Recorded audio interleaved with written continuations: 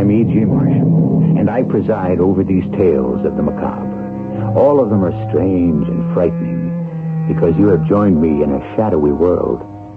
Here we encounter the abnormal, sounds that go bump in the night, experiences in ESP, apparitions, all manner of the unexplained.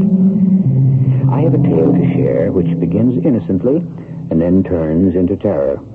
It begins in the year 1885. Ludwig Horace Holly, a student at Cambridge University, is alone in his rooms at midnight. He closes his book and wearily leans back in his chair. Good heavens. I can't imagine anyone calling on me at this hour. Who is it? Vinci, open up. Give me a hand, Holly. Iron box. Here, let me have it. Yeah. Wait a long time. Oh, what's in it? Proof of murder committed over 2,000 years ago.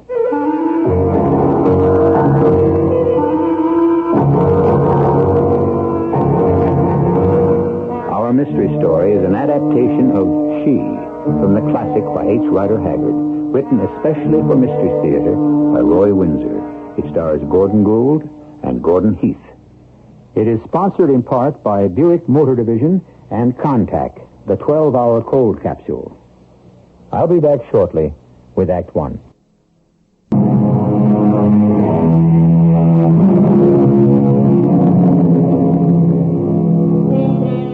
Henry Rider Haggard, the author, was a Victorian gentleman who once remarked to a friend that Treasure Island was not so very remarkable and accepted a bet that he could not write anything half so good. In 6 weeks, he had written King Solomon's Mines, which became a worldwide bestseller. Shortly thereafter, he wrote She, again in 6 weeks. It is the story of She Who Must Be Obeyed, and it is through Horace Holly that we experience the terrifying adventure. I was 22 at the time, studying at Cambridge for a fellowship which I was certain of being awarded. The only friend I had was M.L. Vinci, who was about 30 and wealthy. And there he was at midnight in my rooms, leaning with his hands on a small table, looking very ill, his gaze fastened on a small, heavy iron box, which somehow he had carried through the quadrangle and up to my quarters. No, Brandy. I'm a dying man, Holly. Nonsense. It's the truth. Let me go for a doctor. No use. I haven't much time. Listen to me as you've never listened to anyone before. What do you know about me? You're rich. Came here to Cambridge to study years after most men have left. That you were married. And that you've been the best, indeed the only friend I ever had. Did you know that I have a son? No. I have. He is 5 years old. He cost me his mother's life. I have never seen him since.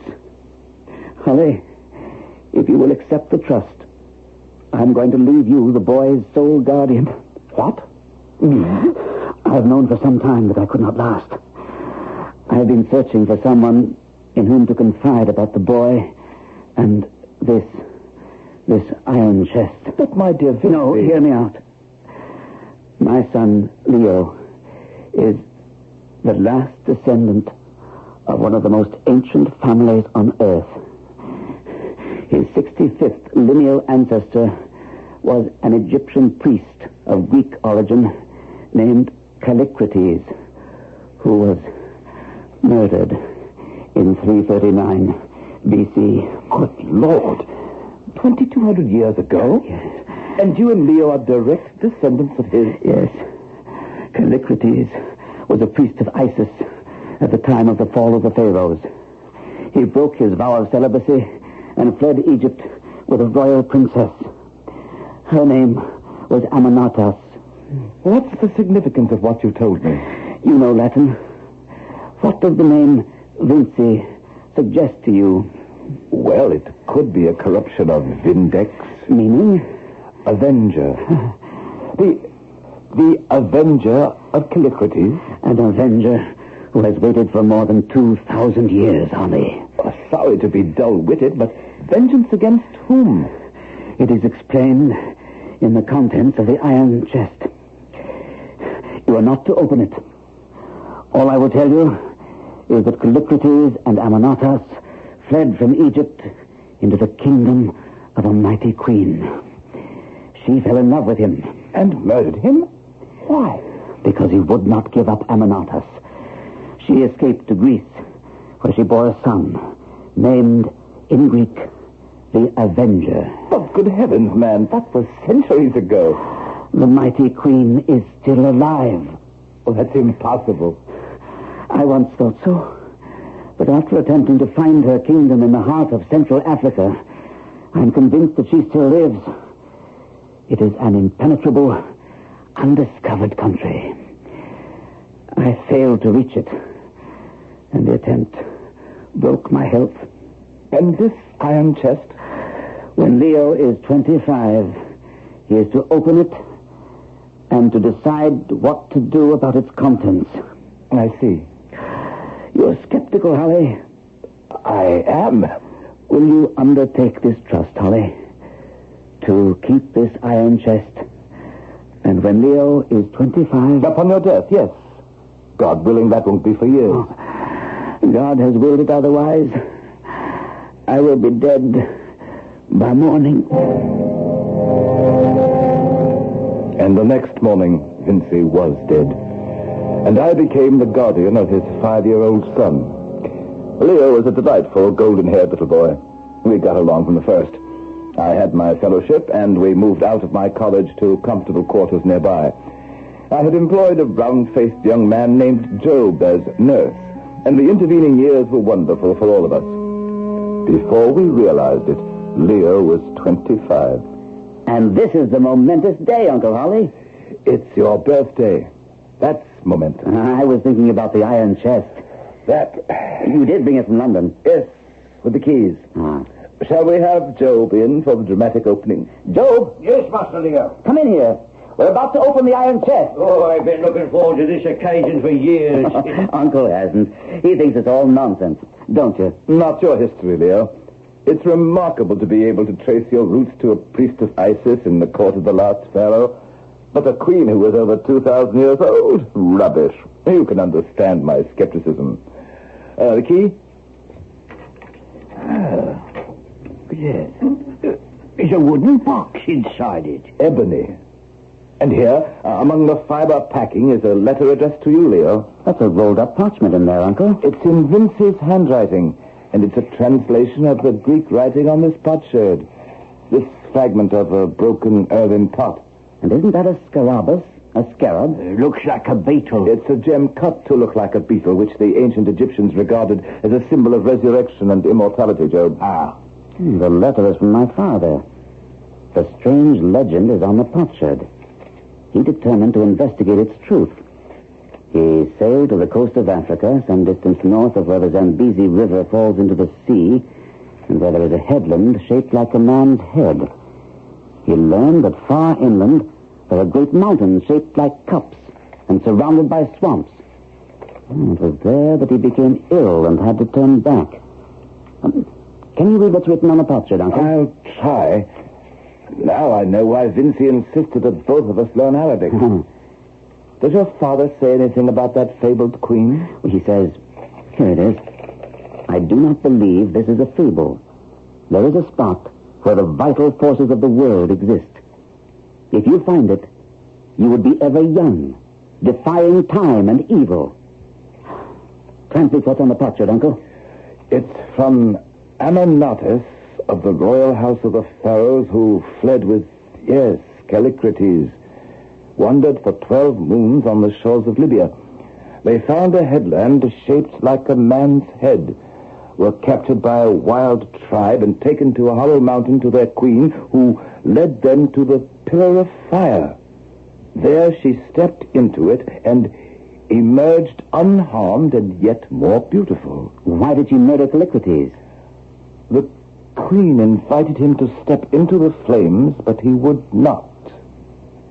And Ammonatas tells him to seek out that queen and slay her, bathe in the pillar of fire, and learn the secret of life. I'm going to do it, Uncle. Leo, you can't be serious. You don't believe this nonsense? I have to find out, Uncle. I realize now that all my life has been pointed to this moment. I have all the money I need. I'm young and strong, a good hunter, and my name is Vinci. I must go, Uncle. Well, if you're going to chase this phantom, I just might go along for the shooting. Always wanted to hunt big game, eh, Joe? It might be the death of me, sir, but if both you gentlemen are going, you'll want someone to look after you. And I'm not the man to desert you after serving you for 20 years. Oh, that's great, Job. Africa, swamps, magic, pillars of fire. Oh, not so great, sir. We must be mad.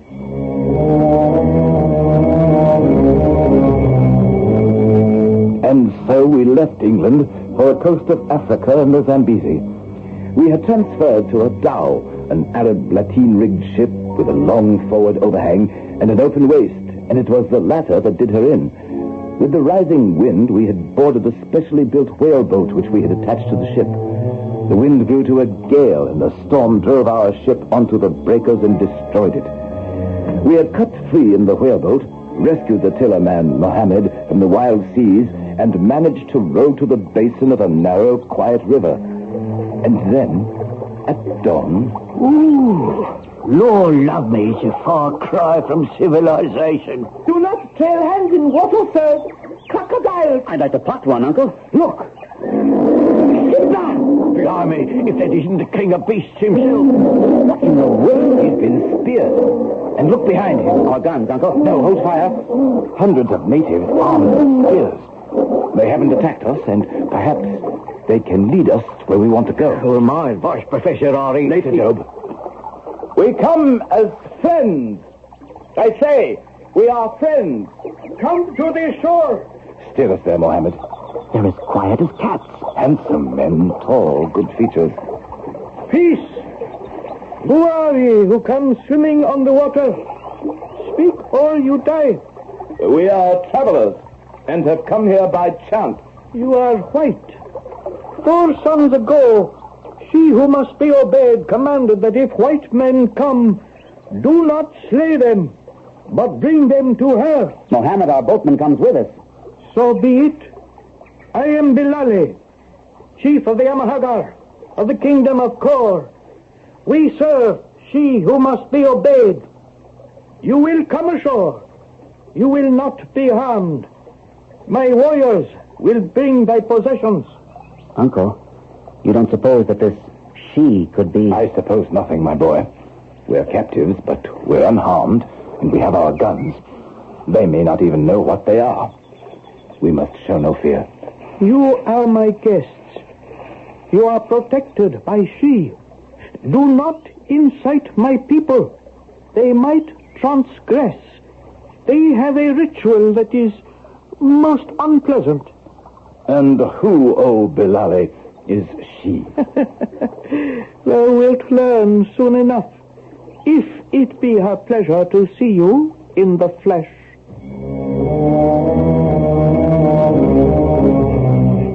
We were carried to a vast cup of green, a green pasture at the bottom of a volcanic cone. The Amahagars lived in caves on its rim. Bilali set out to inform his queen about our arrival. The night he was expected to return, I grew worried. What's troubling you, Uncle? Mischief. Have your revolvers ready. I have my knife. I'm armed, sir. What mischief, Professor? Watch their ritual down below. Notice the pot. It's red hot. My guess is it's being prepared for someone. Look! 2 men are holding Muhammad, and another is tying him up with a long noose. Allah! Help! Help me! Oh, Allah! They're bringing that white hot pot down on it. Oh, no! You hit one of the men, sir. And Muhammad is down, too. Run for it! They're coming for us! Fire at will! Those devils won't take me alive. Master Leo's been hit with a spear. He's injured bad, Professor. Follow me. Save your last bullet, Job. I'm saving mine. I won't be taken alive.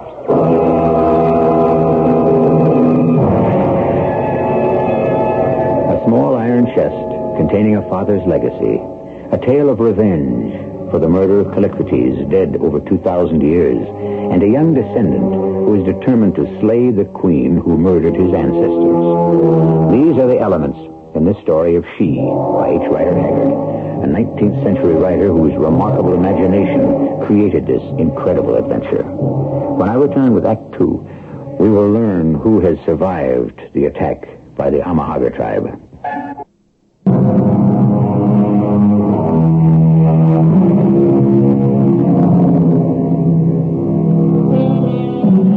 Our small party is far upstream and many miles inland in a hidden country shaped like a huge cup, the base of an extinct volcano.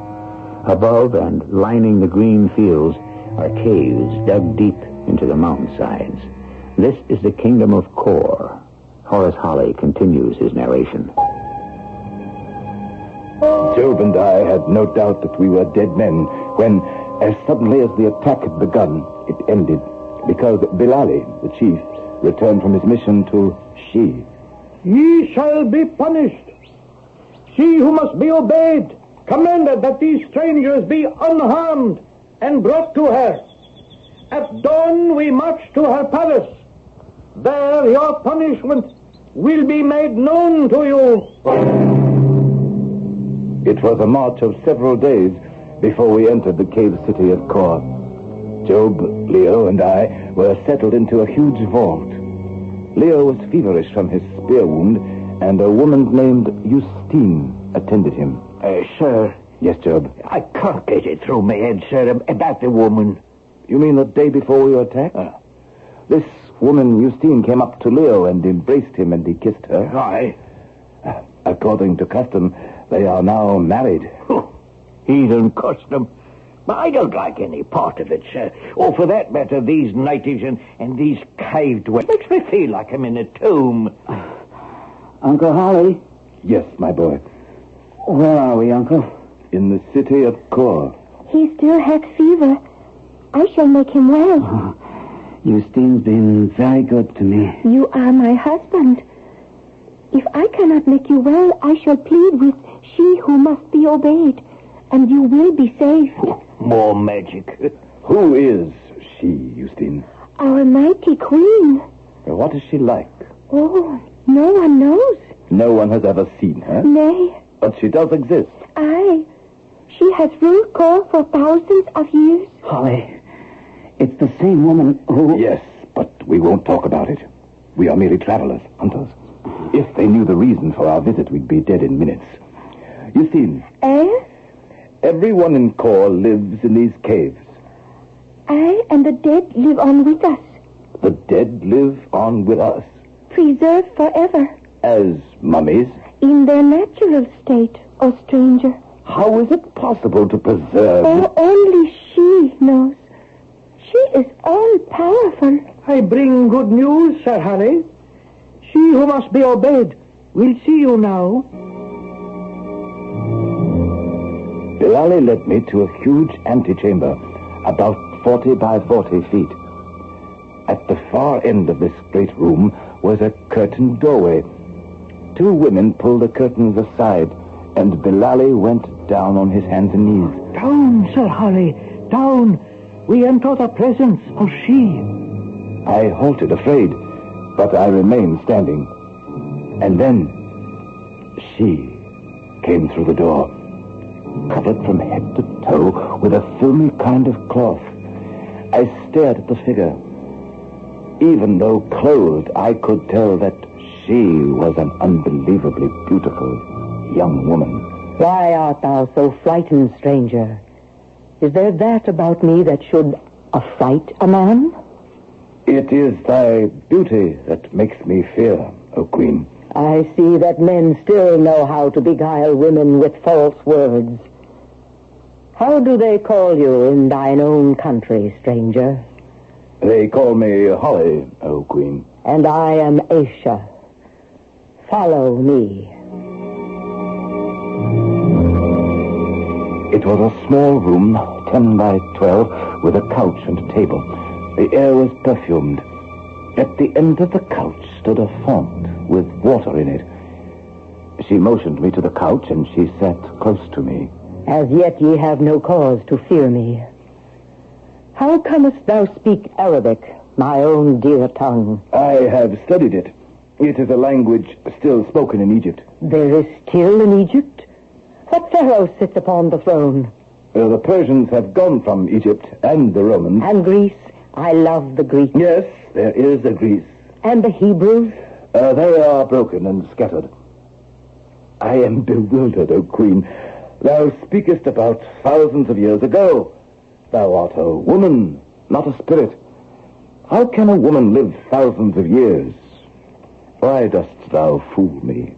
Dost thou wonder how I knew you were coming and saved your heads from the hot pot? Aye, O Queen. Gaze upon the water in that font.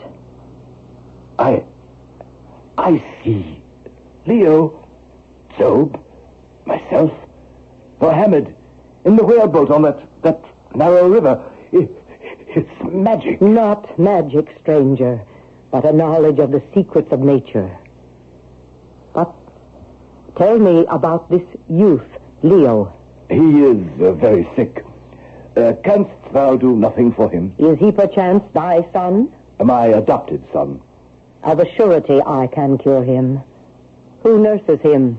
My manservant, Job, and a woman who embraced him and hath stayed with him, because I understand it is a fashion of thy people. Her name is Justine. Hast thou aught to ask me before you go, O Holly? One thing, O Asia. I would gaze upon thy face. Behold. I gazed at her face and shrank back, blinded and amazed. I cannot describe, no man could, her great changing eyes of deepest, softest black, her delicate straight features. Even more, her beauty lay in a visible, majestic grace. Man, where didst thou get that scarab on thy hand? I picked it up, O Queen. It is very strange. Once I knew a scarab like that. It hung round the neck of the one I loved. Go. Go now. Later I shall attend to your sick Leo. Go. What's the Queen like, Uncle? Terrifying. It must be a hoax. I cannot have been talking with a woman over 2,000 years old. She cannot be mortal. And the scarab, she recognized it, Leo. It hung from the neck of the only man she has ever loved. Callicrates. Yes. Then the legend ain't a legend, but the truth. Unless I'm mad. Oh, we're in a pickle, ain't we, Professor? Without doubt, Job. I can't see our way out of this hideous place. We could never find our way back to the whaleboat. Do you think, sir, that her seeing the scarab has done us in? Worse than that. I don't get you, sir. That scarab hung round the neck of Callicrates in 339 B.C. It is 2,100 years old. It holds our fate. And Leo's. Is someone coming, sir? Oh, look. A woman veiled from head to foot. A walking corpse. It's she, Asia. That's her name. I have recovered now, O Holly. Where is this Leo of yours? And this woman? Is she Justine? Bid her leave us. Justine is not willing to leave Leo. It is surely the right of a wife to be near her husband when he dieth. Go. This Leo has a noble... Thou dog, why didst thou hide this from me? What? What? Perchance thou didst not know. There lies my lost Callicrates.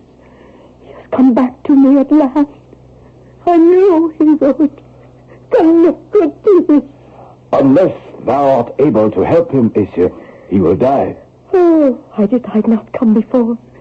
Here, take this vial and pour its liquid down his throat. It will cure him. Swift now, swift. I forced the liquid down Leo's throat. He gave a convulsive shudder and began to breathe more easily. As I watched Leo restored to life, my thoughts were very black indeed.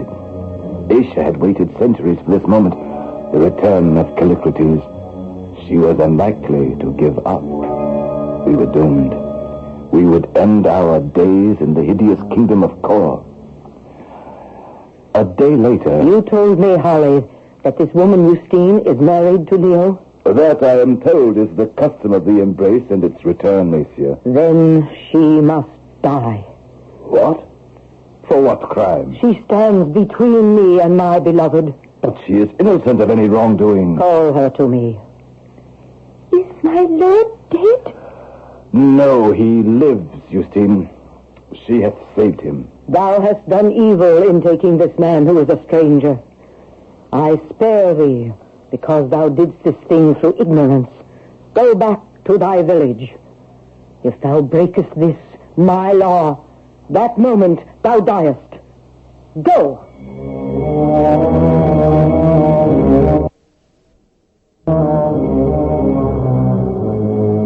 That night, we were moved to the Queen's quarters.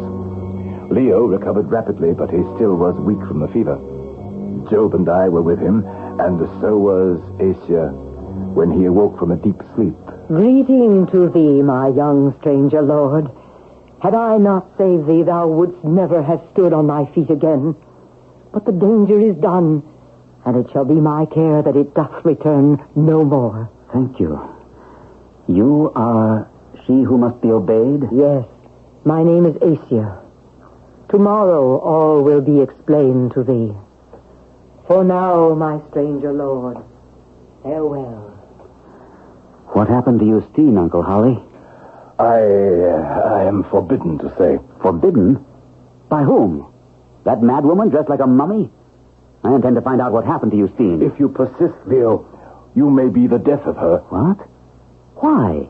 We may find out later, my boy. She's high priestess here, Mr. Leo, and the Lord High Executioner. Job's right, Leo. Let's not anticipate what might happen. If we anger Asia, or if she knows why we have come to this savage place, our lives are forfeit. But Justine... She's gone.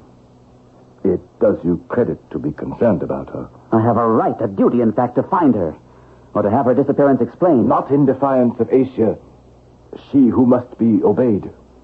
You now believe in what we read on the potsherd? I do. Impossible as it is, this woman has lived thousands of years. She is all-powerful. With a toss of her arm, she can kill. Contain your concern. We must be careful, or we will never escape from Kor. Who is to say that this marvelous adventure contains no truth whatsoever? The world, even as we know it, contains remote, hidden places where life exists apart from our civilization. Much of Africa still is shrouded in mystery. Back in 1885, the mystery was even darker. What happens next to Holly, Leo, and Job will be revealed shortly when I return with Act 3.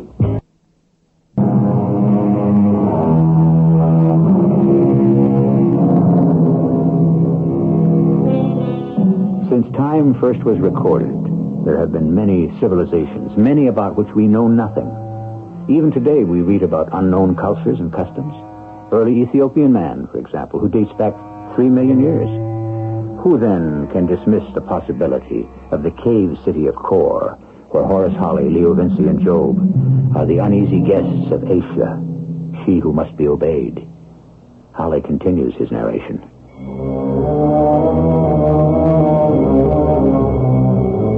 That same night, Justine, in defiance of Asia's banishment, visited us to see Leo.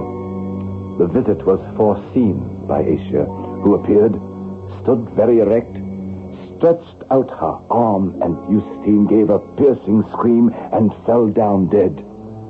Leo sprang at Asia, but she put out her hand and he fell back. Forgive me, my friend, if I have shocked you with justice. Forgive thee, thou fiend! By heaven, I will kill thee if I can! Thou dost not understand. Thou art my love, my Callicrates. For 2,000 years have I waited for thee, and now at last thou hast come back to me. It is a lie. My name is not Callicrates. I am Leo Vinci. You have been reborn, and art mine, my own dear lord. I had sooner be lord of a fiend from hell, for she would be better than thou art. Yet, within a very short time, thou wilt creep to my knee and say that thou dost love me. Let us put it to the proof. Oh, she's taken off that shroud, sir. Heaven help us. Great heaven. Art thou a woman? And thine own, Callicrates. But thou art a murderess. It is not. Come. Come to me. She was irresistible. Leo was hypnotized by her striking beauty as I had been, and he declared his love for her. I knew then that we had lost any chance of returning to England and home. Asia then led us to a tomb where, to our amazement, the man who had been Callicrates lay, perfectly preserved. He and Leo looked exactly alike. She kissed the forehead of the corpse, sprinkled some white powder on him, and he disintegrated into dust. It was horrifying. Prepare thee for a great adventure. We go to the Temple of Truth. To reach it, we climb a mountain, descend, and cross a bottomless volcano where the winds howl, until we reach the cave that contains the spirit of life. And there, O Callicrates, thou shalt bathe in the pillar of fire and live with me eternally.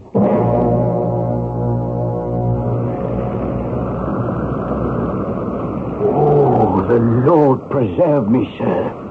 I can't even imagine what I'm seeing. A wall of fire roaring through the end of the cave like a forest being swept flat by a mighty wind.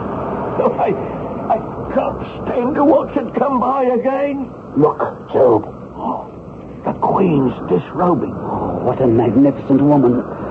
She looks divine. Callicrates, do thou likewise. Together we shall bathe in the pillar of fire. Asia, I cannot. I fear its flames. Tell me, my Callicrates, if thou seest me stand in the flame and come forth unharmed, wilt thou also enter it? Yes. Even if it slay me, I will enter now. And that will I also. What, Harley? I thought thou cared not for length of days. I do now. I desire to taste of the flame and live. Oh, sir. See now, I will, for the second time, bathe in this living bath. This is horrifying. The flame is approaching her. The beauty is indescribable, Uncle. Ah! Look, she's struggling up. She is dying. Leo, dying. Callicrates, and this is for my shame. I shall come again and just once more be beautiful. I swear it. Dead. Oh, ghastly, Holly. I feel faint. The wall of fire. He had collapsed. When we recovered, we discovered that Job had died from the shock. The problem now was how to escape. She had left Bilali and his guards at the base of the mountain. After many hours of groping in the dark, we reached the edge of the gorge. What if Bilali and the guards have left? All in good time. If they've gone, we are done for. Only the Amahaga tribe know how to find their way through the swamps to the river.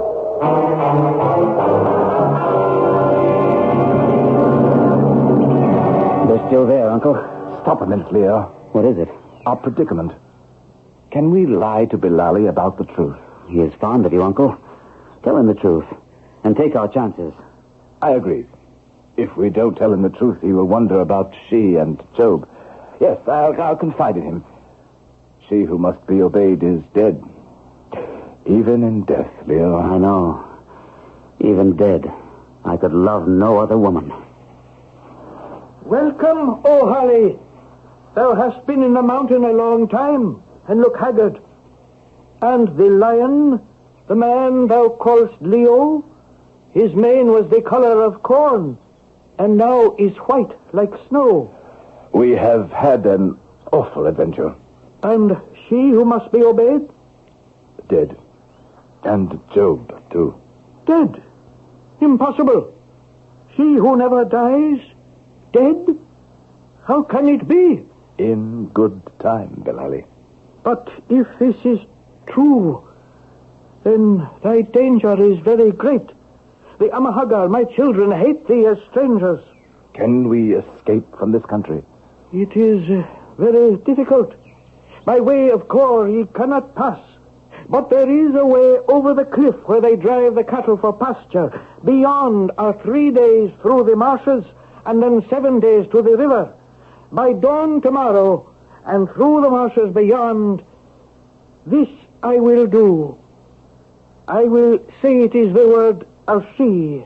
And beyond the marshes? You must strike out with your own hands. And it is 7 days to the river? Through the jungle. Can we survive? With courage and good fortune, perhaps. Leo? It's our only chance.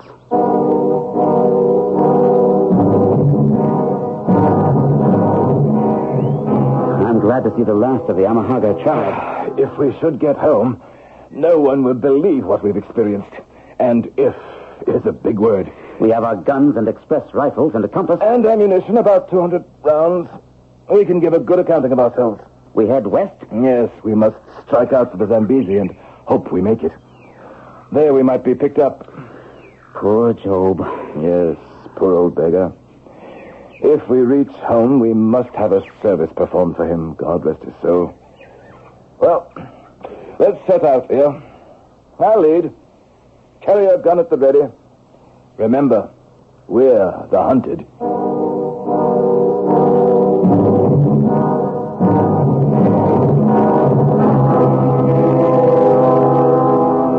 I will not trouble you with our struggle to survive, but survive we did. Miraculously. We reached the Zambezi, 170 miles away, and turned southward. At last we escaped and reached Delgoa Bay. 18 months after we had emerged from the marshes of Kor, we caught one of the steamboats that round the Cape to England, and at last sighted Southampton. Back again in our rooms. No one will believe your history of she who must be obeyed, Uncle. We know it to be true, Leo. And of course, we still have the iron chest and the writing on the potsherd. I have wondered something, Leo, for a very long time. What? Is it possible that you are really the reincarnation of Callicrates? Or was Asia deceived by some strange hereditary resemblance? I don't know. She has had her revenge, of course. Has she? That assumes that she is dead. We saw her disintegrate, Leo. So we did. But somehow... Well, it sounds foolish before I say it, Uncle. What are you thinking? Callicrates married the royal princess Amynotus. But was he really destined for Asia? And I am somewhere, somehow, to meet Asia again? Asia reborn, as I was reborn as Leo Vinci, who is also Callicrates?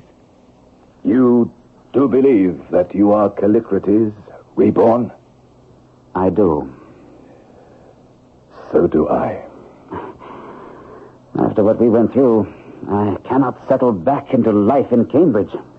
Then, after I finish the history of our adventure, we'll close up and leave. I suggest Tibet.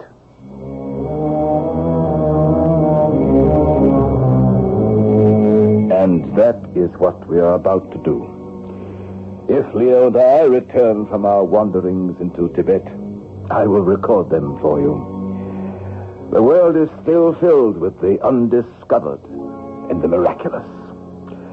For now, Goodbye, and bless you.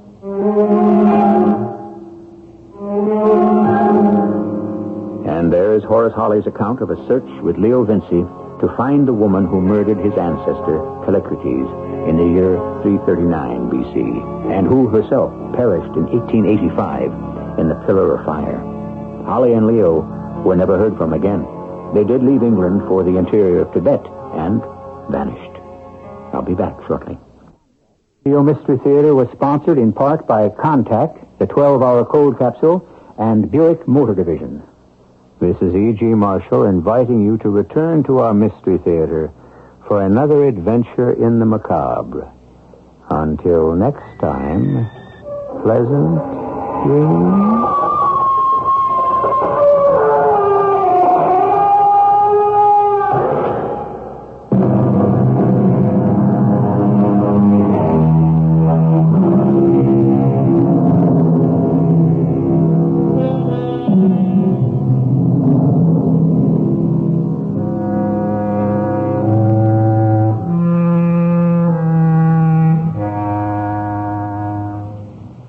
Tonight's WOR Mystery Theater was also brought to you in part by ShopRite Supermarkets, where you get a lot more for a little less.